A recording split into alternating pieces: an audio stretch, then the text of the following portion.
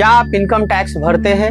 भारत की कुल जनसंख्या लगभग 140 से 145 करोड़ है, जिसमें से कि मात्र 2 से 2.5% यानी लगभग 3 करोड़ लोग ही इनकम टैक्स भरते हैं।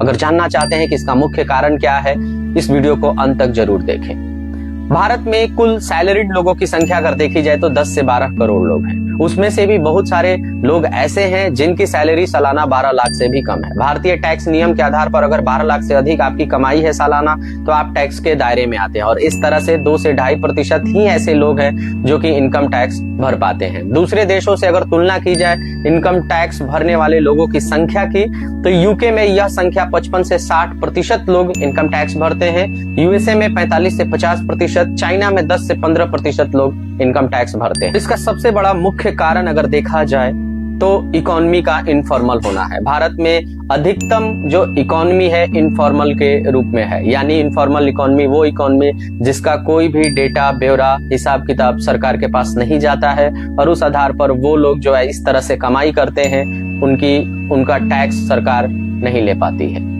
और दूसरे देशों में देखा जाए तो इसके विपरीत फॉर्मल इकोनॉमी की मात्रा जो है लगभग 90% से भी ज्यादा है और यही कारण है कि दूसरे देश टैक्स कलेक्ट करने के मामले में भारत से काफी आगे हैं और इस वजह से इकोनॉमी में भी जो लोगों का योगदान है दूसरे देशों में अधिक है, हमारे देश में काफी कम है।